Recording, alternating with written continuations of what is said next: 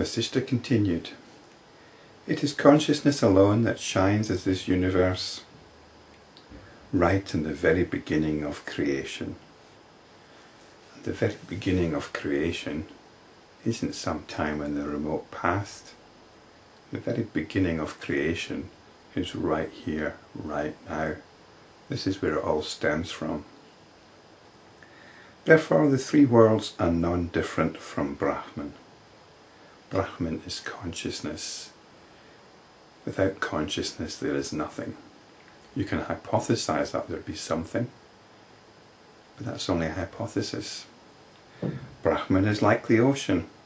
In it, the creations are like the waves, and experiencing is the water. Water's the reality. Experiencing is the reality. Waves are the appearance. Waves are the focus on an individual pattern. That individual pattern has its own reality, but it's a very limited reality compared to the water, to the ocean, to the experiencing. Even after this, there is pure unconditioned bliss. Even after this creation, there is pure unconditioned bliss. When you come back from the notions of creation, when you come back to the experiencing, then you let go of all your anxieties. Anxieties which are caused by the notions which you've invested in. You drop your investment in these notions, you come back to the pure experiencing, you come back to appreciation of the infinite nature. And the word infinite doesn't even seem to do it justice. You come back to the soul reality of your own consciousness. You come back to appreciation of its miraculous nature. So this pure unconditioned bliss, it's the absence of all anxiety. Where are duality, non-duality, or anything else? Both deep sleep and dreaming are alternating states that arise during sleep. Even so, appearance and disappearance of this creation are alternating events in the infinite consciousness. We're getting this described on a cosmic level. But the appearance and disappearance of this creation are the attachment and non-attachment to the world appearance, which is the practice of the spiritual practitioner. You allow consciousness to come back to appreciation of itself, and then that's disappearance of creation. That's the disappearance of creation, and then you get caught up in notions again. You have to identify with notions again in order to get on with your activities. So that's creation.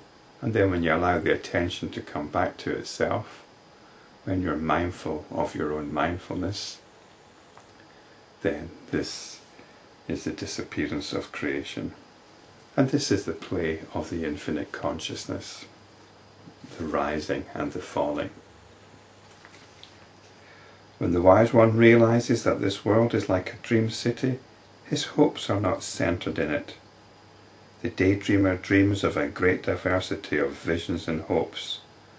Though there seems to be some reality in such daydreams, they are in fact non-existent. If, however, you are looking for some other explanation for this world appearance, why do you not accept the possibility of delusion or delirious notions and hallucination? This understanding that's being put forward here is actually more consistent than any other understanding. It's simpler and more consistent than any other understanding. If we apply the basic scientific principle, I think it's the principle of Occam's razor, you always go for the simplest explanation. Our ordinary understanding of a me here and an external world out there is fraught with non-sequiturs and philosophical difficulties. I've often mentioned the process of perception, of cognition. How does the brain interpret electrical signals to give us our whole experience of the phenomenal universe? What's the connection between mind and body? How does the objective become subjective? All these problems, all these issues disappear when you have the understanding that everything is of the nature of dream. It's actually the simplest solution, and yet we're kind of hardwired to reject it as absurd. So, from a scientific point of view, we should always look for the simplest explanation. But sometimes the simplest explanation is hardest to accept.